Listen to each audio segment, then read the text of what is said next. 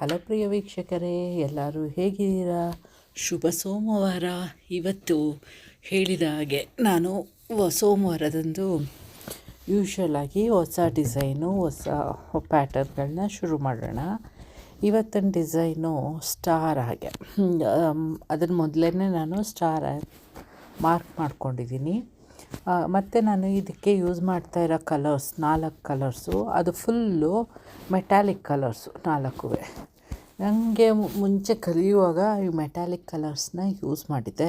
ಆದರೆ ಈಗ ಏನೋ ಒಂಥರ ಮೆಟಾಲಿಕ್ ಯೂಸ್ ಮಾಡಿಲ್ವಲ್ಲ, ಮಾಡೋಣ ಅಂತ ಹೇಳಿ ಈಗ ನಾನು ಮೆಟಾಲಿಕ್ ಕಲರ್ಸ್ನ ಯೂಸ್ ಮಾಡ್ತಾಯಿದ್ದೀನಿ. ಗೋಲ್ಡು ಮತ್ತು ಪರ್ಲ್ ವೈಟು, ಇನ್ನೊಂದು ಲ್ಯಾವೆಂಡರ್ ಮತ್ತು ಇನ್ನೊಂದೇನೋ ಪಿಂಕ್ ಶೇಡಲ್ಲಿ, ಈ 4 ಕಲರ್ನ ಯೂಸ್ ಮಾಡ್ತಾಯಿದ್ದೀನಿ. ಮತ್ತು ಇದಕ್ಕೆ ನಾನು ಯಾವುದೇ ಆದ ಗ್ರೇಡಿಯೆಂಟ್ ಯೂಸ್ ಮಾಡಿಲ್ಲ. ಜಸ್ಟ್ ಈ ಹೇಗಿದೆಯೋ ಹಾಗೇ ಯೂಸ್ ಮಾಡ್ತಾಯಿದ್ದೀನಿ ಈ ಕಲರ್ಸ್ಗಳು. ಮತ್ತು ಈಗ ನನಗೆ ಇರೋ ಕಲರ್ಸ್ನ ಅದೇ ನೋಡಿ ಬೇಜಾರಾಗೋಗಿದೆ. ಆದ್ದರಿಂದ ನಂಗೆ ಬೇರೆ ಕಲರ್ಸ್ ಯಾವುದಾದ್ರೂ ತೊಗೊಳ್ಳೋಣ ಅಂತ ಆರ್ಡ್ರ್ ಮಾಡಿದ್ದೀನಿ. ಅದಿನ್ನೂ ಬಂದಿಲ್ಲ. ಅದಿನ್ನೂ ಬರೋದಕ್ಕೆ ಸುಮಾರು 4-5 ದಿನ ಆಗುತ್ತೆ ಅಂತ ಹೇಳಿದ್ರು. ಅದಕ್ಕಾಗಿ ವೆಯ್ಟ್ ಮಾಡ್ತಾಯಿದ್ದೀನಿ. ಆ ವೆಯ್ಟ್ ಮಾಡೋದು ಅಂದರೂ ವೀಡಿಯೋಗಳನ್ನ ಹಾಕಲೇಬೇಕಲ್ಲ, ತಪ್ಪಾರ್ದು ಅಂತ ವೀಡಿಯೋಗಳನ್ನ ಇರೋ ಕಲರ್ಗಳಲ್ಲೇ ಅವನ್ನೇ ಯೂಸ್ ಮಾಡಿಕೊಂಡು ಮಾಡ್ತಾಯಿದ್ದೀನಿ. ಈ ಪ್ಯಾಟರ್ನ್ ನಾನು ಎಲ್ಲೋ ನೋಡಿದೆ ಯಾರ ಹತ್ರನೋ, ಅದನ್ನು ನಾನು ಮಿಕ್ಸ್ ಮಾಡಿ ನನ್ನ ಪ್ಯಾಟರ್ನಾಗಿ ಮಾಡ್ತಾಯಿದ್ದೀನಿ. ಯಾವುದೇ ಆದರೂ ಒಂದು ಬೇಸಿಕ್ ಇದನ್ನು ಡಿಸೈನ್ನ ತೊಗೋಬೋದು, ಆದರೆ ಅದನ್ನು ಆಮೇಲೆ ನಾವು ಏನಾದರೂ ಹೊಳೆಯುತ್ತೆ ನಮಗೇ ಬೇರೆ, ಅದನ್ನು ಇಂಪ್ರೂವೈಸ್ ಮಾಡ್ಕೊಳ್ಳೋದಕ್ಕೋ ಏನಕ್ಕೋ.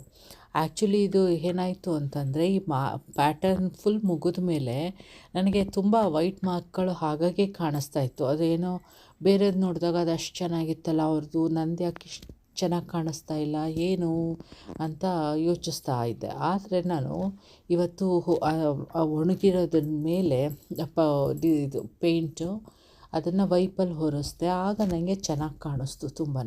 ಅದನ್ನು ನಾಳಿನ ವೀಡಿಯೋಲು ಯಾವಾಗಲೂ ಅದನ್ನು ಗ್ಲಾಸ್ ಮಾಡಿ ವಾರ್ನಿಷ್ ಹಾಕಿ ಅದನ್ನು ತೋರಿಸ್ತೀನಿ ಹೇಗೆ ಕಾಣುತ್ತೆ ಅಂತ. ಆಗ ನೋಡಿ ನೀವು ಹೇಳಿ ನಿಮಗಿಷ್ಟ ಆಯಿತಾ ಇಲ್ವಾ ಅಂತ. ಆದರೆ ಒಂದೊಂದು ಸಲ ಏನಾಗುತ್ತೆ ಅಂದರೆ, ಬೇರೆಯವ್ರು ನೋಡಿದಾಗ ಏನೋ ಒಂಥರ ಅಟ್ರ್ಯಾಕ್ಟಾಗಿ ಕಾಣಿಸುತ್ತೆ, ಆದರೆ ನೀವೇ ಮಾಡಿದಾಗ ಅದು ಅಷ್ಟೊಂದು ಚೆನ್ನಾಗಿ ಕಾಣಿಸ್ತೇ ಇರ್ಬೋದು, ಆದರೆ ಆಮೇಲೆ ಬೇರೆಯವ್ರು ಹೇಳ್ತಾರೆ ಚೆನ್ನಾಗಿದೆ ಅಂತ. ಅದೇ ಅದು ನಂಗೆ ಸಾಮಾನ್ಯ ಆಗುತ್ತೆ. ನನಗೇನೋ ಇಷ್ಟ ಆಗಲಿಲ್ಲ ಅಂತ ಹೇಳ್ತೀನಿ ನನ್ನ ಮಕ್ಕಳಿಗೆ, ಆಮೇಲೆ ಅವರು ಇಲ್ಲ ಚೆನ್ನಾಗಿ ಕಾಣಿಸ್ತೆ ಅಂತ ಹೇಳ್ತಾರೆ. ಅವರೇ ನನಗೆ ಫಸ್ಟು ವೀಕ್ಷಕರು. ಏನೇ ಹೇಳಬೇಕು ಅಂತಂದರೂ ಅವರು ಹೇಳ್ತಾರೆ ಕಲರ್ಸ್ ಅಥವಾ ಪ್ಯಾಟರ್ನ್ಸು. ಆಮೇಲೆ ಮೊನ್ನೆನೋ ನನ್ನ ಮಗ ಒಬ್ಬ ಚಿಕ್ಕವನು ಡ್ರಾಯಿಂಗ್ ಬರೆದಿದ್ದ. ಯಾವುದು ಅಂತಂದರೆ ಸ್ಕೆಚ್ ಡ್ರಾಯಿಂಗ್. ಅಂದರೆ ಆ ಸ್ಕೆಚ್ಚು ಡಾಗಿದಾಗಿತ್ತು. ಆ ಡಾಗಿ ನನಗೆ ಎಷ್ಟು ಇಷ್ಟ ಆಯಿತು ಅಂದರೆ, ಅವ್ನು ಬರೆದಿದ್ದು ತುಂಬಾ ಇಷ್ಟ ಆಯಿತು. ಅದಂತೂ ನಿಜವಾಗ್ಲೂ ಮೂಗು ಮತ್ತು ಏನೋ ಕಣ್ಣುಗಳಂತೂ ರಿಯಲ್ ಒಂಥರ ನೋಡಿದ್ರೆ ಅದು ನಿಜವಾಗ್ಲೂ ಅದು ನಿಜವಾದ ಕಣ್ಣು ಅನ್ನೋಂಗೆ ಕಾಣಿಸ್ತು. ಅಷ್ಟೊಂದು ಇಷ್ಟ ಆಯಿತು. ಆಮೇಲೆ ಅದೇನೋ ಅವ್ನಿಗೆ ಬೂಸ್ಟ್ ಆಗೋಯ್ತು ಅನಿಸುತ್ತೆ, ಏನೋ ಬರೆಯೋದೆಲ್ಲ ಚೆನ್ನಾಗಿದೆ ಅಂತ. ಅದನ್ನು ಫ್ರೆಂಡ್ಸಿಗೆ ತೋರಿಸಿದ್ದಾನೆ. ಫ್ರೆಂಡ್ಸ್ಗಳು ಹೇಳಿದ್ದಾರೆ ನಂಗೆ ಬರ್ಕೊಡು ಅಂತ. ಅದಕ್ಕೆ ಅವನು ಬರೆದು ಕೊಡ್ತಾ ಇದ್ದಾನೆ. ಅದರಲ್ಲಿ ನಿನ್ನೆ ಒಂದು ಬರೆದ, ಅದನ್ನು ತುಂಬ ಬೇಗ ಬರೆದ ಅನಿಸುತ್ತೆ. ತುಂಬ ರಶ್ ಮಾಡಿದ್ದಾನೆ, ಅದರಿಂದ ಅದು ಅಷ್ಟೊಂದು ಡಾರ್ಕಾಗಿ ಹೋಗಿದೆ. ಅದನ್ನು ಹೇಳಿದೆ, ಅವನಿಗೆ ಇಷ್ಟ ಆಗಲಿಲ್ಲ ಅನಿಸುತ್ತೆ. ಇಂಪ್ರೂವೈಸ್ ಮಾಡ್ಕೊ, ಅದನ್ನು ಹಾಗೆ ಮಾಡಬೇಡ ಅಂತ. ಅದಕ್ಕೆ ಅವ್ರು ಹೇಳ್ತಾರೆ ನನಗೆ ಗೊತ್ತಿಲ್ಲ ಬರೆಯೋದಕ್ಕೆ, ಆದರೂ ನಾನು ಅದನ್ನೇ ಹೇಳ್ತೀನಿ ಅಂತ. ಸಣ್ಣ ಮಕ್ಕಳಲ್ವಾ, ಅದಕ್ಕೆ ಅಷ್ಟೇ ಅನಿಸುತ್ತೆ. ಆದರೂ ನನಗೆ ಒಂದೊಂದು ಸಲ ಗೊತ್ತೇ ಆಗಲ್ಲ ಅವನನ್ನು ಇದನ್ನು ಎನ್ಕರೇಜ್ ಮಾಡಬೇಕಾ ಅಂತ. ಎನ್ಕರೇಜ್ ಅಂತೂ ಮಾಡ್ತಿದ್ದೀನಿ, ಅವ್ನು ಕೇಳಿದ್ದನ್ನು ತೆಕ್ಕೊಟ್ಟು ಬರೆಯೋದಕ್ಕೆ ಎಲ್ಲದಕ್ಕೂ. ಆದರೆ ಅದೇ ಫುಲ್ಲು ಟೈಮ್ ತೊಗೊಂಡ್ರೆ ಕಷ್ಟ ಅಲ್ವಾ ಅಂತ ಅಷ್ಟೇ ಹೇಳಿದ್ದೀನಿ ಅವನಿಗೆ. ಇದನ್ನು ಏನಿದ್ರು ನೀನು ಹಾಬಿಯಾಗಿ ತೊಗೋಬೇಕು, ಫುಲ್ ಟೈಮಾಗಿ ತೊಗೊಳೋದಕ್ಕಾಗಲ್ಲ. ಒಂದು ಸ್ಟೇಬಲ್ ಇನ್ಕಮ್ ಬರಬೇಕು ಫುಲ್ಲು ಅಂತ. ನೋಡಬೇಕು ಅವ್ನು ಮುಂದೆ ಏನು ಮಾಡ್ತಾನೆ ಏನು ಅಂತ. ಆಮೇಲೆ ಈಗ ಯೋಚಿಸ್ತಾ ಇದ್ದೀನಿ ಏನು ಅಂತಂದರೆ, ಅವನದು ಒಂದು ವಿಡಿಯೋ ಮಾಡಿ ಹಾಕ್ಲಾ, ಅವನ ಡ್ರಾಯಿಂಗ್ಸ್ ಎಲ್ಲ ತೋರಿಸ್ಲಾ ನಿಮ್ಗಳಿಗೆ ಅಂತ. ಅದನ್ನು ನೀವು ನನಗೆ ಮೆಸೇಜ್ ಮಾಡಿ ಹೇಳಿ. ನಾಳೆ ಒಂದು ಫೋಟೋ ತೋರಿಸ್ತೀನಿ ವಿಡಿಯೋದಲ್ಲಿ ಅವನು ಬರೆದಿರೋದು, ಅದನ್ನು ನೋಡಿ ಹೇಳಿ ನೀವೇ. ಆಮೇಲೆ ನಾನು ಇಂಡಿಯಾಕ್ಕೆ ಬಂದಿದ್ನಲ್ಲ, ಆಗ ಒಂದು 10 ಡೇಸ್ ಇದ್ದೆ. ಆಗ ಏನು ಮಾಡಿದ್ದಾರೆ ಅವರು, ಅವರ ತಂದೆ ಹತ್ರ, ಅಪ್ಪನ ಹತ್ರ ಒಂದು ಡ್ರಾಯಿಂಗ್ ಪೆನ್ಸಿಲ್ಗಳು ತೆಗೆಸ್ಕೊಂಡಿದ್ದಾರೆ. ಅದು ನಂಗೆ ಆಸೆ ಇತ್ತು ಅದು ತೆಕ್ಕೊಡ್ಬೇಕು ಅಂತ. ಆದರೆ ನಾನು ಅವ್ರಿಗೂ ರಜಾ ಇತ್ತು, ಆಗ ಟರ್ಮ್ ಹಾಲಿಡೇಸ್ ಇದ್ದಿದ್ದರಿಂದ ಏನು ಕೆಲಸ ಇರ್ತಿರ್ಲಿಲ್ವಲ್ಲ ಅವರಿಗೆ ಮಾಡೋದಕ್ಕೆ. ಅದಕ್ಕೆ ಅವ್ರ ಅಪ್ಪನ ಹತ್ರ ಹೋಗಿ ಅದನ್ನು ಕಲರಿಂಗ್ ಪೆನ್ಸಿಲ್ಗಳು ತೆಗೆಸ್ಕೊಂಡಿದ್ದಾರೆ. ಜಾಸ್ತಿನೇ ಆ ಕಲರಿಂಗ್ ಪೆನ್ಸಿಲ್ಲು ದುಡ್ಡು, ಆದರೂ ಅದು ತುಂಬಾ ಚೆನ್ನಾಗಿತ್ತು. ಎಲ್ಲ ಕಲರ್ಸು ಎಲ್ಲ ಇದೆ. ಅದೇ ಥರ ನನ್ನ ಹತ್ರನೂ ಪೇಂಟ್ ಕಲರ್ಗಳು ಇರಬೇಕು ಅಂತ ನನಗೂ ಆಸೆ. ನೋಡೋಣ ಅದು ಯಾವಾಗ ಥರ ಕಲೆಕ್ಟ್ ಮಾಡ್ತೀನೋ ಅಂತ. ಅದನ್ನು ತೆಗೆಸ್ಕೊಂಡು ಅವರು ದಿನ ಅವರಿಗೆ ಆಲ್ಮೋಸ್ಟ್ ಡೈಲಿ ನಾನು ವೀಡಿಯೋ ಕಾಲ್ ಮಾಡ್ತಿದ್ದೆ ಇಂಡಿಯಾದಿಂದ. ಅವ್ರ ಜೊತೆ ಮಾತಾಡದೇ ಇರೋದು ಕಷ್ಟ ಆಗ್ತಿತ್ತು. ಆದ್ದರಿಂದ ಅವ್ರ ಜೊತೆ ದಿನಕ್ಕೊಂದು ಸಲನಾದರೂ ಮಿನಿಮಮ್ ಫೋನಲ್ಲಿ ಮಾತಾಡ್ತಾಯಿದ್ದೆ. ಆಗ ಅವರು ಹೇಳಿದಾಗ ನಾನು ಏನು ಮಾಡಿದೆ, ಅವರಿಗೆ ಹೇಳಿದೆ ಯಾವುದಾದ್ರೂ ಡ್ರಾಯಿಂಗ್ ಬರೆದು ಕಳಿಸಿ ಅಂತ. ಅದಕ್ಕೆ ಆಗ ಶುರು ಮಾಡಿದ್ರು ಆ ಡ್ರಾಯಿಂಗ್ನ. ದೊಡ್ಡವನೇನೋ ಅವನಿಗೆ ಮ್ಯಾಸಿ ಅಂದರೆ ತುಂಬ ಇಷ್ಟ, ಫುಟ್ಬಾಲ್ ಪ್ಲೇಯರು, ಅದನ್ನು ಬರೆದ. ಚಿಕ್ಕವನು ಆ ಬಾಕ್ಸ್ ಮೇಲೆ ಒಂದು ಬಟರ್ಫ್ಲೈ ಇದಿತ್ತು ಪೇಂಟಿಂಗು, ಅದನ್ನು ಕಾಪಿ ಮಾಡಿದ್ದಾನೆ ಅವನೇ. ಏನು ಆ ಬಟರ್ಫ್ಲೈ ಅಂತೂ ಹೇಗಿದೆ ಅಂದರೆ ನಿಜವಾಗ್ಲೂ, ನಾ ಇಂಡಿಯಾದಲ್ಲಿದ್ದಾಗ ಅವನು ಅರ್ಧ ಕಂಪ್ಲೀಟ್ ಮಾಡ್ದ. ನಾನು ಬಂದ ಮೇಲೆ ಅದನ್ನು ಫುಲ್ ಅಂದರೆ ಬಟರ್ಫ್ಲೈ ಕಂಪ್ಲೀಟ್ ಮಾಡ್ದೆ, ಆದರೆ ಸರೌಂಡಿಂಗನ್ನೆಲ್ಲ ಕಂಪ್ಲೀಟ್ ಮಾಡಿರಲಿಲ್ಲ. ನಾ ಬಂದ ಮೇಲೆ ಅದನ್ನು ಮಾಡು ಅಂತ ಹೇಳಿ ಮಾಡಿಸ್ದೆ. ಅದಂತೂ ಹೇಗಿದೆ ಅಂದರೆ, ತೋರಿಸಿದ್ರೆ ಯಾರಿಗಾದರೂ ಹೇಳ್ತಾರೆ ಇದು ಪ್ರಿಂಟೌಟಾ ಅಥವಾ ಒರಿಜಿನಲ್ಲಾ ಅಂತ. ಆಮೇಲೆ ನಾನು ಅಮ್ಮಂಗೂ ಅಕ್ಕಂಗೂ ತೋರಿಸ್ದೆ. ಅದಕ್ಕೆ ಅವರಂದರು, ಇದು ಡ್ರಾಯಿಂಗ್ ಮೇಲೆ ಕಲರ್ ಮಾಡಿರೋದಾ ಅಥವಾ ಬರೆದು ಮಾಡಿರೋದಾ ಅಂತ ಹೇಳಿದರು. ಅಷ್ಟು ಚೆನ್ನಾಗಿದೆ, ನನಗೆ ಇಷ್ಟ ಆಯಿತು ಅದಂತೂ ತುಂಬ. ಅದರಿಂದ ನನಗೆ ಒಂಥರ ಕನ್ಫ್ಯೂಷನ್ನು, ಅವನನ್ನು ಅಕ್ಯಾಡೆಮಿಕ್ ಸ್ಟ್ರೀಮಲ್ಲಿ ಕಳಿಸ್ಬೇಕಾ ಅಥವಾ ಈ ಆರ್ಟ್ ಲೈನಲ್ಲೇ ಕಳಿಸ್ಬೇಕಾ ಅಂತ. ನನ್ನ ಪ್ರಕಾರ ನನಗೆ ಇಬ್ಬರಲ್ಲೊಬ್ಬರು ಮಕ್ಕಳು ಮೆಡಿಕಲ್ ಫೀಲ್ಡಿಗೆ ಬರಬೇಕು ಅಂತ ತುಂಬ ಆಸೆ. ಯಾಕೆ ಅಂತಂದರೆ ಹಸ್ಬೆಂಡು ಮೆಡಿಕಲ್ ಫೀಲ್ಡೇ, ನಾನು ಮೆಡಿಕಲ್ ಫೀಲ್ಡೇ, ಒಬ್ಬರಾದರೂ ಇರಲಿ ಅಂತ. ಆದರೆ ಅವರಿಬ್ಬರಿಗೂ ಇಷ್ಟ ಇಲ್ಲ. ದೊಡ್ಡವನೇನು ಮಾಡ್ತಾನೆ ಅದೇ ಚಿಕ್ಕವನು ಮಾಡಬೇಕು, ಒಂಥರ ಏನೋ ಇಷ್ಟವಾಗಿ ಮಾಡ್ತಾರೆ ಅದನ್ನು. ಆ ಥರ ಅವ್ನು ಮಾಡಿಬಿಟ್ಟ ಅದೇ ಥರ ನಾನು ಅಂತ ಇಲ್ಲ, ಏನೋ ಮಾಡಿದ್ರು ಇಷ್ಟವಾಗಿ. ಫಾರ್ ಎಕ್ಸಾಂಪಲ್ ಈ ಡ್ರಾಯಿಂಗ್ ಆಗಲಿ ಕಲರಿಂಗ್ ಆಗಲಿ ಅದೇ ಥರ. ದೊಡ್ಡವನು ಶುರು ಮಾಡ್ದ ಕಲರಿಂಗ್, ಇದು ಡ್ರಾಯಿಂಗ್ ಬರೆಯೋದು, ಚಿಕ್ಕವನು ಅದನ್ನು ಕಂಟಿನ್ಯೂ ಮಾಡ್ಕೊಂಡು ಹೋಗ್ತಾ ಇದ್ದಾನೆ ಅದನ್ನು ಫುಲ್ಲು. ಆ ಥರ ಯಾವುದನ್ನು ಕಂಪಲ್ ಮಾಡೋಕ್ಕಾಗಲ್ವಲ್ಲ ಮಕ್ಕಳಿಗೆ. ನೋಡೋಣ ಮುಂದೆ ಏನು ಹೇಗೆ ಅಂತ ಹೇಳ್ತೀನಿ. ಇದು ನನ್ನ ಮಕ್ಕಳ ಹಾಬಿ ಬಗ್ಗೆ ಆಯಿತು.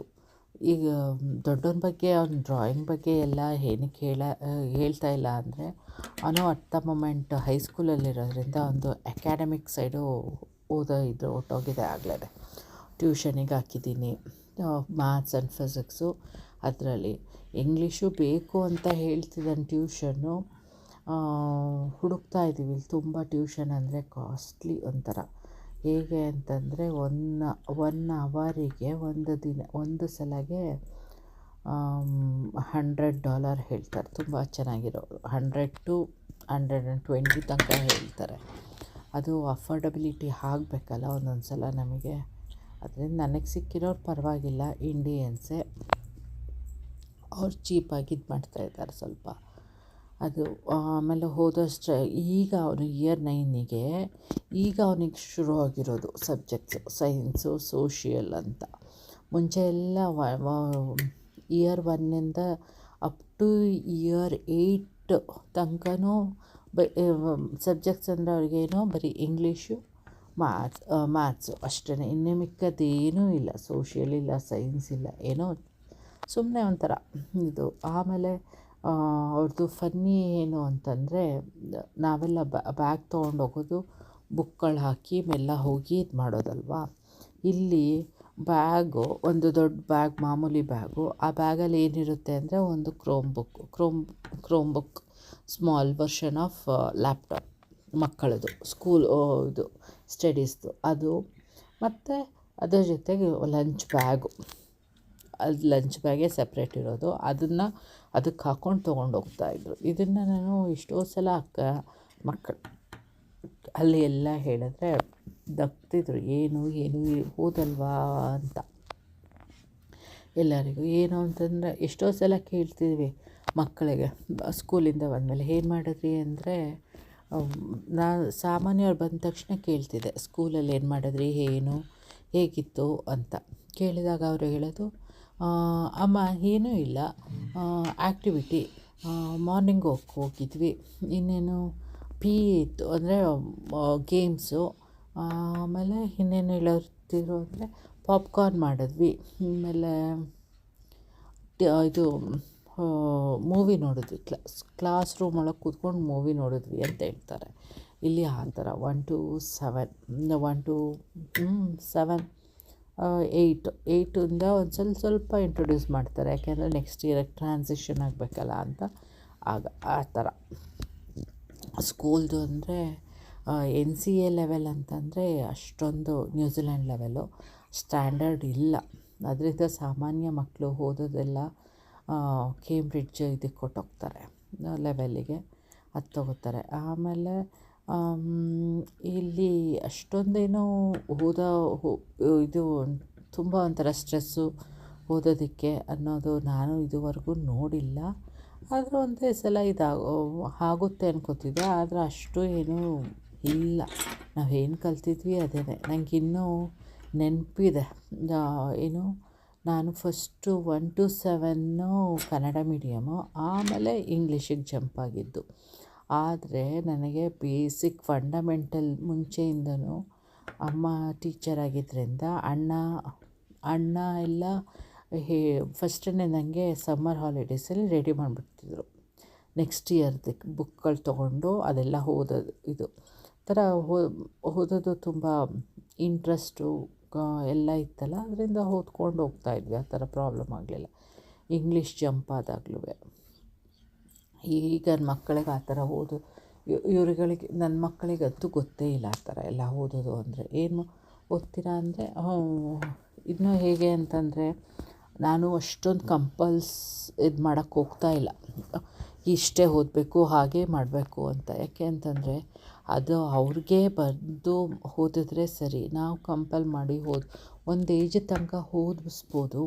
ಆಮೇಲೆ ಸುಮ್ಮನೆ ಅವರಿಗೆ ಓದೋ ಇಂಟ್ರೆಸ್ಟ್ ಹೊರ್ಟೋಗ್ಬೋದು, ಓದಲೇಬೇಕು ಅನ್ನುವಾಗ. ಅದರಿಂದ ಅಷ್ಟೊಂದು ಕಂಪಲ್ ಮಾಡ್ತಾಯಿಲ್ಲ, ಅವ್ರು ಓದ್ತಾರೆ.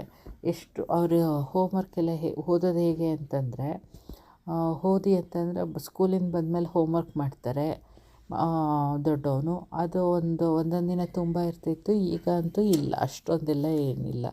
ಒಂದು ಹಾಫ್ ಆನ್ ಅವರಲ್ಲಿ ಎಲ್ಲ ಸಬ್ಜೆಕ್ಟ್ ಹೋಮ್ವರ್ಕ್ ಮುಗಿಸ್ಬಿಟ್ಟು ಅಷ್ಟೇ, ಮುಗೀತು ಅಲ್ಲಿಗೆ, ದಟ್ಸ್ ಡನ್ ಆ್ಯಂಡ್ ಡನ್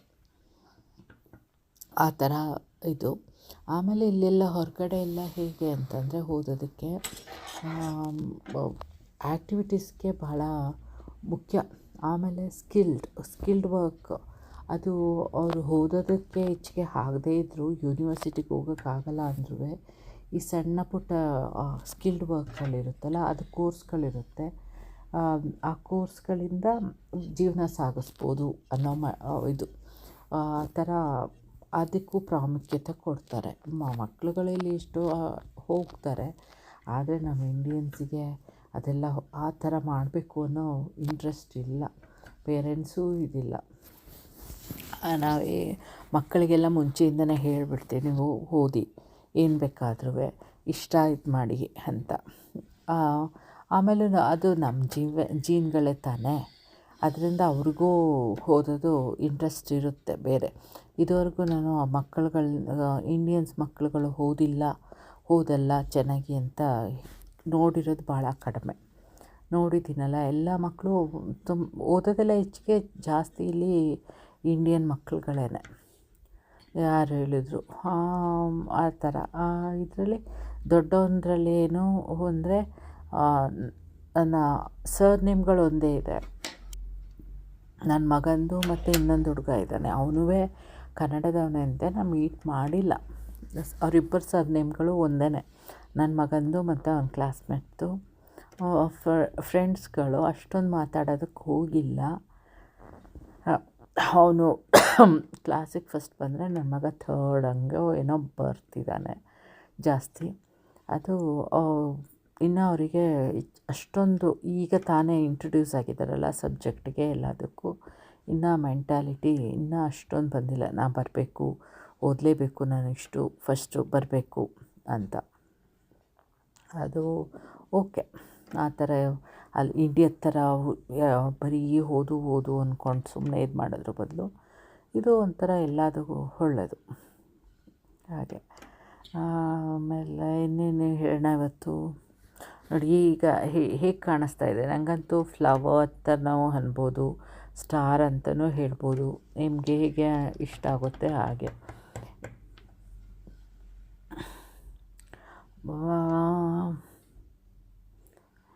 ಇದಿಷ್ಟು ಮಾತ್ರ ನಾನು ಡಿಸೈನು ಬೇರೆ ಎಲ್ಲೋ ನೋಡಿದ್ದು ಈ ಸ್ಟಾರ್ದು. ಆಮೇಲೆ ಈಗ ಅದರ ಸುತ್ತ ಡಾಟ್ ಹಾಕ್ಕೊಂಡು ಹೋಗ್ತಿದ್ದೀನಲ್ಲ, ಅದೆಲ್ಲ ನಾನೇ ಇದು ಮಾಡ್ಕೊಂಡಿದ್ದು.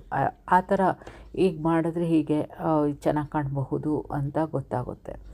ಆಮೇಲೆ ಏನು ಅಂತಂದರೆ ಸ್ವಲ್ಪ ಇದು ಡಿಸೈನ್ನ ಮಾಡಿಕೊಂಡ್ರೆ ಇಷ್ಟ ಆಗಲಿಲ್ಲ ಅಂದರೆ ತೆಗೆದು ನಾವು ಬೇರೆ ಮಾಡ್ಬೋದು. ಆ ಥರ ನಾವು ಒಂದು ಸೈಡಲ್ಲಿ ಫುಲ್ಲು ಡಿಸೈನ್ ಮಾಡಿಕೊಂಡು ಅದನ್ನು ತೆಗೆದುಬಿಟ್ಟು ಮತ್ತೆ ಪುನಃ ಮಾಡ್ತೀವಿ ಬೇರೆ ಅಂತಂದರೆ ಆಗ ಕಷ್ಟ ಆಗುತ್ತೆ. ಯಾಕೆ ಅಂತಂದರೆ ಫುಲ್ಲು ಅದು ಹೋಗಲ್ಲ, ಸ್ವಲ್ಪ ಸ್ಕ್ರ್ಯಾಚ್ ಹಾಗೆ ಉಳ್ಕೊಳ್ಳುತ್ತೆ ಅಲ್ಲಿ ಬಣ್ಣಗಳು. ಅದರಿಂದ ಅದನ್ನು ಮುಂಚೆನೇ ಹಿಂಗೆ ಖಾಲಿ ಇರುವಾಗ ಮುಂಚೆನೇ ಯೋಚಿಸ್ಕೊಂಡು ಹಿಂಗೆ ಮಾಡ್ಕೊಳ್ಳೋಣ ನೋಡ್ಕೊಂಡು ಮಾಡಿರೋ ಡಿಸೈನ್ಗಳು ಮಾಡಿದ್ರೆ ಒಳ್ಳೆಯದು. ಇವತ್ತು ನಾನು ಪ್ರಾಕ್ಟೀಸ್ ಮಾಡ್ತಿದ್ದಾಗ ಯಾವುದೋ ಒಂದು ಶೀಟ್ಗಳು ಸಿಕ್ತು. ನಾನು ಪ್ರಾಕ್ಟೀಸ್ ಮಾಡಿರೋದು ಚೆನ್ನಾಗಿ ಅದನ್ನೆಲ್ಲ ನನ್ನ ಡಿಸೈನ್ಗಳನ್ನ ನಾನು ಎಸ್ತಿಲ್ಲ. ಅದು ರಟ್ಟಲ್ಲೇ ಇದ್ದರೂ ಕೂಡ ಅದನ್ನು ಹಾಗೆ ಇಟ್ಕೊಂಡಿದ್ದೀನಿ. ಯಾಕೆ ಅಂತಂದರೆ ಅದು ಏನೋ ಒಂಥರ ಸೆಂಟಿಮೆಂಟಲ್ ಆಗಿ ಉಳ್ಕೊಂಡಿದೆ. ಆದರೆ ಅದು ನೋಡುವಾಗ ಇವತ್ತೊಂದು ಬಣ್ಣ ಸಿಕ್ತು. ಆಮೇಲೆ ಯಾಕೆ ಬಣ್ಣ ಇದು ಇಲ್ಲ ಆ್ಯಕ್ಚುಲಿ ಇದನ್ನು ಇದಕ್ಕೆ ಮುಂಚೆನೇ ನಾ ಕಲರ್ಗಳು ತೊಗೊಂಡೆ. ಆಮೇಲೆ ನಂಗೆ ಯಾಕೋ ಡೌಟ್ ಬಂತು, ಇದು ಚೆನ್ನಾಗಿ ಕಾಣುತ್ತೋ ಇಲ್ವೋ ಕಲರು ಅಂದ್ಬಿಟ್ಟು ಅದನ್ನು ಎತ್ತಿಟ್ಟೆ ಗ್ರೀನ್ ಶೇಡಲ್ಲಿ. ಆದರೆ ಇವತ್ತು ನೋಡಿದಾಗ ನಾನು ಇದು ಚೆನ್ನಾಗೇ ಇದೆಯಲ್ಲ, ಯಾಕೆ ಮಾಡಬಾರ್ದು ಅನ್ನೋ ಆಯಿತು. ಅದರಿಂದ ಅದನ್ನು ಮೋಸ್ಟ್ಲಿ ನೆಕ್ಸ್ಟ್ ಅದರಲ್ಲಿ ಶುರು ಮಾಡ್ತೀನಿ ಅನಿಸುತ್ತೆ. ಆ ಕಲರ್ಗಳಲ್ಲಿ ಇದನ್ನು ಬೇರೆ ಇನ್ಯಾವುದಾದ್ರೂ ಡಿಸೈನನ್ನು ನೆಕ್ಸ್ಟ್ ಇನ್ನೊಂದು ಯಾವಾಗಲಾದರೂ ಡಿಸೈನನ್ನು ನಾನು ಸ್ಕ್ವೇರಲ್ಲಿ ತೋರಿಸ್ತೀನಿ. ಈ ಸ್ಕ್ವೇರ್ದು ನಿನ್ನೆ ಯಾವತ್ತೋ ಫ್ರೈಡೇ ಅನಿಸುತ್ತೆ ಎಲ್ಲೋ ಹೋಗಿದ್ದೆ ನಾನು ತರೋದಕ್ಕೆ. ನಿನ್ನೆನಾ ಸ್ಯಾಟರ್ಡೆ ಹೊರಗೆ ಹೋಗಿದ್ದೆ ಏನಕ್ಕೋ. ಆಗ ನಾನು ಒಂದು ಹೊಸ ಅದನ್ನು ತಂದಿದ್ದೀನಿ, ಸ್ಕ್ವೇರ್ ಇದನ್ನು MDFನ. ಅದರಲ್ಲಿ ತೋರಿಸಬೇಕು ಯಾವುದಾದ್ರೂ ಸ್ಕ್ವೇರ್ದು ನಾನೂ ಮಾಡಿಲ್ಲ, ಅದೇ ಫಸ್ಟು. ಅದರಿಂದ ಮಾಡೋಣ ಅಂತ ಯೋಚಿಸ್ತಾ ಇದ್ದೀನಿ, ಅದನ್ನು ಮಾಡಬೇಕು. ಆಮೇಲೆ ಇನ್ನೊಂದು ಕೆಲವು ನನಗೆ ಇಷ್ಟವಾದ ಡಿಸೈನ್ಗಳನ್ನ ನಾನು ಹಾಗೆ ಇಟ್ಕೊಂಡಿದ್ದೀನಿ, ಎಲ್ಲೋ ಯಾರಿಗೂ ಕೊಟ್ಟಿಲ್ಲ, ಏನೂ ಇದು ಮಾಡಿಲ್ಲ. ಅದನ್ನು ಒಂದು ವಿಡಿಯೋ ಮಾಡಿ ತೋರಿಸೋಣ ಡಿಸೈನ್ಗಳನ್ನ ಅಂತ ಅಂದ್ಕೊಂಡಿದ್ದೀನಿ ವಿಡಿಯೋ ಮಾಡೋದಕ್ಕೆ. ಅದು ಒಂದು ಚೆನ್ನಾಗಿರುತ್ತೆ ಆ ಡಿಸೈನ್ಗಳು. ಅದು ಸಾಮಾನ್ಯ, ಅದು ಎಲ್ಲ ಒಂದಕ್ಕಿಂತ ಒಂದು ಸ್ವಲ್ಪ ಡಿಸೈನ್ಗಳು ಕಡಿಮೆ ಇದೆ ಅನಿಸುತ್ತೆ. ಆಲ್ಮೋಸ್ಟ್ ಸಿಮಿಲ್ಯಾರಿಟಿ ಕಾಣಬಹುದು. ಆದರೂ ಏನು ಅಂತಂದರೆ ಅವೆಲ್ಲ ಕಲಿಯುವಾಗ ಒಂಥರ ಫಸ್ಟ್ ಮಾಡಿದ್ದು ಯಾವತ್ತೂ ಅದು ಏನೋ ಮೆಮೊರಿ, ಅದರಿಂದ ಅದನ್ನೆಲ್ಲ ಹಾಗೆ ಇಟ್ಕೊಂಡಿದ್ದೀನಿ ನಾನು, ಬಿಸಾಡೋದಕ್ಕೆ ಹೋಗಿಲ್ಲ.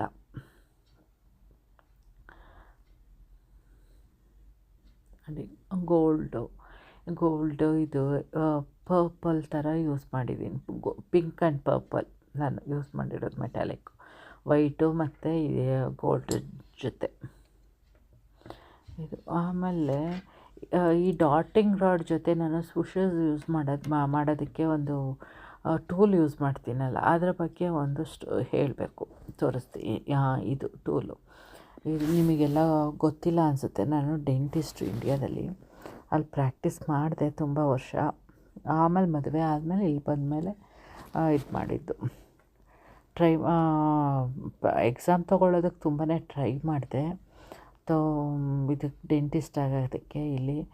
ಆಮೇಲೆ ಇಲ್ಲಿ ಫಸ್ಟೆಲ್ಲ ಅಷ್ಟೊಂದು ಇರಲಿಲ್ಲ ಮಕ್ಕಳು ಅಂತ, ಏನು ಮಕ್ಕಳಿಗೆ ಇಂಪಾರ್ಟೆನ್ಸ್ ಕೊಡೋಣ ಅಂತ ಮಾಡಬೇಕು ಅಂತಂದಾಗ ಪ್ಯಾಟರ್ನ್ಗಳು ಚೇಂಜ್ ಆಯಿತು. ನಾನು ಕಲೆಕ್ಟ್ ಮಾಡಿದ ಮೆಟೀರಿಯಲ್ಸ್ ಎಲ್ಲ ಯೂಸ್ ಆಗಲಿಲ್ಲ, ಹಾಗಾಯಿತು. ಆಮೇಲೆ ಒಂದು ಸಲ ತೊಗೊಂಡೆ, ಎಕ್ಸಾಮು ಸಕ್ಸಸ್ ಆಗಲಿಲ್ಲ, ತುಂಬಾ ಕಷ್ಟ. ಆಮೇಲೂ ಓದೋದಕ್ಕೆ ಕಷ್ಟ ಅಲ್ಲ, ಓದಬಹುದು ಇನ್ನು ಅಂತ ಆಗಬಹುದು ಅಂತ ಛಲ ಇದೆ ಇನ್ನು. ಆದರೆ ಆಸೆನೂ ಇದೆ ಡೆಂಟಿಸ್ಟ್ ಆಗಿ ಇಲ್ಲಿ ಪ್ರಾಕ್ಟೀಸ್ ಮಾಡಬೇಕು ಅಂತ. ಆದರೆ ಹೆಲ್ತ್ ಅಪ್ಸೆಟ್ಟು ಮತ್ತು ತುಂಬ ಸ್ಟ್ರೆಸ್ಫುಲ್ ಅದು ಎಕ್ಸಾಮ್ ತೊಗೊಳ್ಳೋದಕ್ಕೆ. ಯಾಕೆ ಅಂದರೆ ಅದು ಪಾಸಿಂಗ್ ರೇಟು ಜಸ್ಟ್ 3% ಇಲ್ಲ. ಎಷ್ಟೋ ಜನ ಥ್ರೂ ಔಟ್ ವರ್ಲ್ಡ್ ತೊಗೋತಾರೆ ಎಕ್ಸಾಮ್ನ, ಅದರಲ್ಲಿ ಅಷ್ಟು ಕಡಿಮೆ ಪರ್ಸೆಂಟೇಜಲ್ಲಿ ಪಾಸಿಂಗ್ ಇದೆ ಅಂತಂದರೆ ಅದು ಒಂಥರ ಗ್ಯಾಂಬ್ಲಿಂಗು. ಅದಕ್ಕೆ ಅದು ಆಮೇಲೂ ಅನ್ನಿಸ್ತು, ಹೆಲ್ತ್ಗಿಂತ ಯಾವುದು ಬೇರೆ ಇಲ್ಲ, ಸ್ಟ್ರೆಸ್ ತೊಗೊಂಡು ಇನ್ನೂ ಒಂದು ಸ್ವಲ್ಪ ಹೆಲ್ತನ್ನ ಅಪ್ಸೆಟ್ ಮಾಡ್ಕೊಳ್ಳೋದ್ರ ಬದಲು ಸುಮ್ಮನೆ ಇರೋದು ಬೆಟ್ರು. ಮಕ್ಕಳಿಗೆ ಇದು ಮಾಡ್ತಾವೆ, ಅವರು ಓದು ಇಂಪಾರ್ಟೆಂಟು ನಾನು ಓದಿಗಿಂತ ಅಂತ ಇದು ಮಾಡಿದ್ದೀನಿ. ಅಂದರೂ ಆಸೆ ಆಗುತ್ತೆ, ನೋಡೋಣ ಏನಾಗುತ್ತೆ ಅಂತ. ಅದಕ್ಕೆ ಅದಕ್ಕೆ ಆಲ್ಟರ್ನೇಟಿವ್ ಆಗಿ ನಾನು ಈಗ ಈ ಥರ ಆರ್ಟ್ ವರ್ಕ್ ಇಟ್ಕೊಂಡಿರೋದು ಅಷ್ಟೇ. ಅದರ ಹಿಂದಿನ ಈ ಟೂಲು ನಂದು ಡೆಂಟಿಸ್ಟ್ರಿ ಟೂಲ್, ನಂಗೆ ಇಷ್ಟವಾದ್ದು.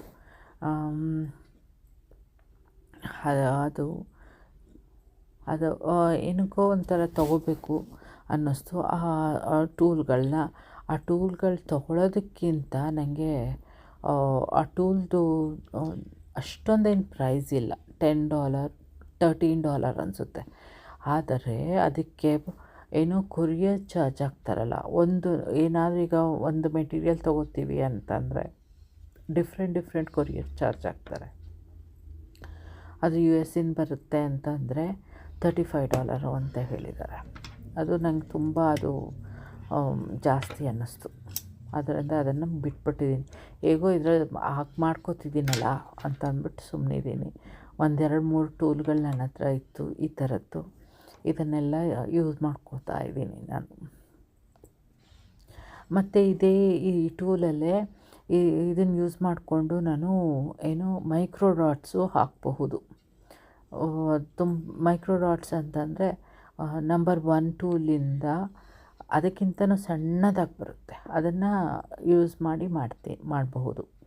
ಇದನ್ನು ಯೂಸ್ ಮಾಡಿ ನಾನು ಒಂದೇ ಸಲ ಮಾಡಿದೆ ಅನಿಸುತ್ತೆ, ಆದರೆ ಅದು ತೀರಾ ಸಣ್ಣ ಬರುತ್ತೆ, ಒಂದು ಪಿನ್ ಪಾಯಿಂಟ್ಗಿಂತನೂ ತುಂಬ ಸಣ್ಣ. ಅದರಿಂದ ಅದನ್ನು ನಾನು ಯೂಸ್ ಮಾಡಿಲ್ಲ ಇದುವರೆಗೂ. ಅದನ್ನು ನೋಡೋಣ ಮುಂದೆ. ಪ್ರತಿ ಸಲನೂ ಹೇಳ್ತೀನಲ್ಲ, ಎಲ್ಲದನ್ನೂ ಒಂದೇ ಸಲ ತೊಗೊಂಡು ಕಲಿತೀನಿ ಅನ್ನೋದಕ್ಕಿಂತ ಇರೋದ್ರಲ್ಲಿ ತೊಗೊಂಡು ಆಮೇಲೆ ಮುಂದೆ ಆದಾಗ ತೊಗೊಳ್ಳೋದು ಬೆಟರು ಅನಿಸುತ್ತೆ ಅಷ್ಟೇ. ಆಮೇಲೆ ಇನ್ನೂ ಒಂದು ಫೆವಿಕ್ರಿಲ್ದು ತುಂಬಾ ಇವೆ ಇದಕ್ಕಿಂತ, ಈ ಡೆಕೋ ಆರ್ಟ್ ಪೇಂಟಿಗಿಂತ ಫೆವಿಕ್ರಿಲ್ಲು ಅದನ್ನು ಅಮೆಝಾನಲ್ಲಿ ಸಿಗುತ್ತೆ. ಅಮೆಝಾನ್ದು ಎಲ್ಲ ಕೆಲವು ಫ್ರೀ ಡೆಲಿವರಿ ಸಿಗುತ್ತೆ, ಅದ್ರಲ್ಲಿ ತೊಗೊಳ್ಳಿ. ಆಮೇಲೆ ಫೆವಿಕ್ರಿಲ್ದು ಆಮೇಲೆ ಡ್ರಾಪ್ಸ್ ಹಾಕೋದಕ್ಕೆ ಅಂತ ಬರುತ್ತೆ, ಲಿಕ್ವಿಡ್ ಡ್ರಾಪ್ಸು, ಅದು ಇದೆ ಫೆವಿಕ್ರಿಲಲ್ಲೂ. ನಾನು ಅದನ್ನು ನೋಡಿದೆ, ಅದು ಇನ್ನೂ ಅಷ್ಟೊಂದು ಇದಾಗಿಲ್ಲ, ತೊಗೋಬೇಕು. ಅಮೆಝಾನಲ್ಲೇ ಸಿಗುತ್ತೆ. ನನಗೆ ಅದು ಗೊತ್ತೇ ಇರಲಿಲ್ಲ ಅಮೆಝಾನಲ್ಲೂ ಫೆವಿಕ್ರಿಲ್ ಕಲರ್ಸ್ಗಳಿದೆ ಅಂತ. ಆದರೆ ಎಲ್ಲ ಅದು ಅಮೆಝಾನಲ್ಲಿ ಒಂದೇ ಒಂದು ಸಿಕ್ಕಿದ್ದು ನನಗೆ ಇದು ಯಾವುದು ಫೆವಿಕ್ರಿಲ್ದು 10 ಕಲರ್ಸ್ ಏನೋ ಸಿಕ್ತು. ಆದರೆ ಎಲ್ಲದೂ ಅಲ್ಲ, ಅದರಲ್ಲಿ ಚೀಪಾಗೂ ಇದೆ ನನಗೆ ಬೇರೆ ಕಲರ್ಸ್ದಕ್ಕಿಂತ. ಆದರೆ ಎಲ್ಲ ಏನೋ ಒಂದೇ ಕಲರ್ ಆದರೆ ಸರಿ ಹೋಯಿತು. ಏನೋ ಇದ್ದಿದ್ದ ಕಲರ್ಗಳು ಇಷ್ಟ ಆಗಲಿಲ್ಲ. ಆಮೇಲೆ ಎಲ್ಲ ಏನಪ್ಪ ಅಂದರೆ ಎಲ್ಲ ಕಲರ್ಸು ಎಲ್ಲ ಇದನ್ನು ಇದು ನ್ಯೂಜಿಲ್ಯಾಂಡಿಗೆ ಇಲ್ಲ, ಡೆಲಿವರಿ ಇಲ್ಲ, ಕೆಲವು ಮಾತ್ರ ಇತ್ತು. ಅದರಿಂದ ಅದನ್ನು ತೊಗೊಳೋದಕ್ಕೆ ಹೋಗಿಲ್ಲ. ಅದನ್ನು ಕಾರ್ಟ್ಗೆ ಹಾಕ್ಕೊಂಡಿದ್ದೀನಿ, ನೋಡೋಣ ಮುಂದೆ ಯಾವಾಗಲಾದ್ರೂ. ಆಮೇಲೆ ಜಾಸ್ತಿ ಕಲರ್ ಇದೇ ಆಯಿತು ಅಂದಮೇಲೆ ಅದನ್ನು ಏನಕ್ಕೆ ತೊಗೊಳ್ಳೋಣ ಅನ್ನೋ ಇದೂ ಇದೆ, ನಿಲುವು ನೋಡಬೇಕು. ಆದರೆ ಅಮೆಝಾನ್ದು ಇದು ಫೆವಿಕ್ರಿಲ್ದು ತುಂಬ ಇಷ್ಟ ಆಗಿದ್ದೇನು ಅಂದರೆ ಆ ಕಂಟೈನರು, ಅದು ಬಾಟಲಂತೂ ತುಂಬಾ ಚೆನ್ನಾಗಿದೆ. ಕಲರ್ ಏನಾದರೂ ನಾವು ಗ್ರೇಡಿಯೆಂಟ್ ಮಾಡುವಾಗ ಯೂಸ್ ಮಾಡ್ಕೊಳ್ಳೋದಕ್ಕೂ ಮಿಕ್ಸ್ ಮಾಡ್ಕೊಳ್ಳೋದಕ್ಕೂ ಬಾಟ್ಲು ಇದಾಗುತ್ತೆ. ಯೂಸ್ ಮಾಡಿದ್ಮೇಲೂ ಅದಕ್ಕೆ ಇದು ಮಾಡ್ಕೋಬೋದು. ಆದರೆ ಒಂದೇ ಒಂದು ಫೆವಿಕ್ರಿಲಲ್ಲಿ ನಾನು ಲಾಸ್ಟ್ ಟೈಮ್ ತೋರಿಸಿದ್ನಲ್ಲ ಪಿಂಕ್ದು, ಆ ಪಿಂಕಲ್ಲಿ ನಾನು ಫ್ಲೋರಸೆಂಟ್ ಪಿಂಕ್ ಒಂದು ಯೂಸ್ ಮಾಡಿದೆ.